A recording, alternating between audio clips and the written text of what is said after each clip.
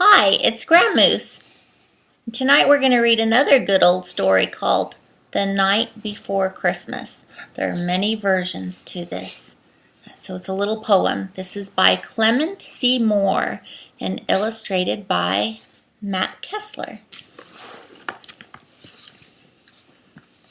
'Twas the night before Christmas, when all through the house not a creature was stirring, not even a mouse.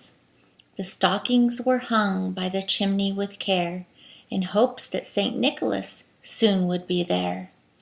The children were nestled all snug in their beds, while visions of sugar plums danced in their heads, and Mamma in her kerchief, and I in my cap, had just settled down for a long winter's nap.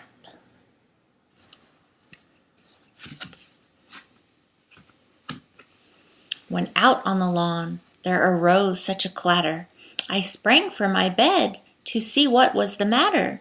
Away to the window I flew like a flash, tore open the shutters and threw up the sash. The moon on the breast of the new fallen snow gave the luster of midday to objects below, when what to my wondering eyes should appear but a miniature sleigh and 8 tiny reindeer, with a little old driver so lively and quick, I knew in a moment it must be Saint Nick.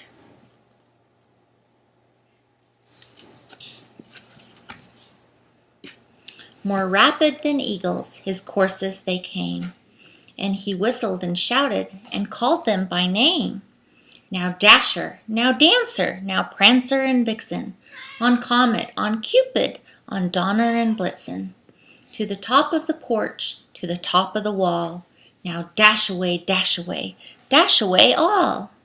As dry leaves that before the wild hurricane fly, when they met with an obstacle mount to the sky, so up to the housetop the coursers they flew, with the sleigh full of toys, and St. Nicholas too.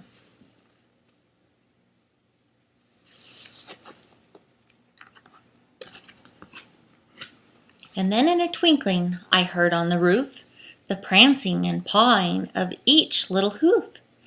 As I drew in my head and was turning around, down the chimney St. Nicholas came with a bound. He was dressed all in fur from his head to his foot, and his clothes were all tarnished with ashes and soot. A bundle of toys he had flung on his back, and he looked like a peddler just opening his pack.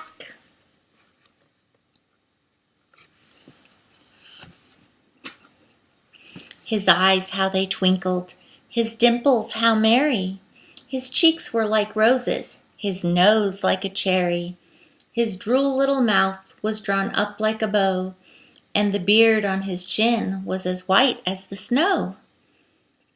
The stump of a pipe he held tight in his teeth, and the smoke it encircled his head like a wreath.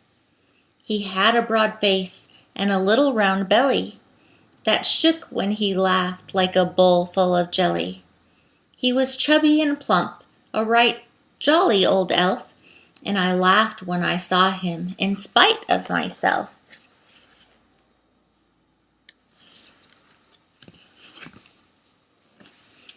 A wink of his eye and a twist of his head soon led me to know I had nothing to dread.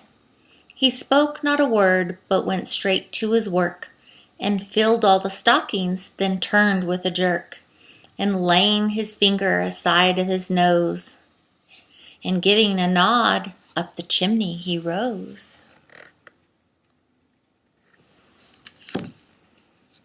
He sprang to his sleigh, to his team gave a whistle, and away they all flew like the down of a thistle.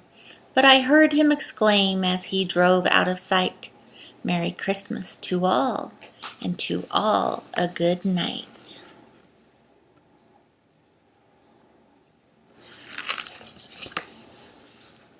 Another good little book. Merry Christmas. Good night.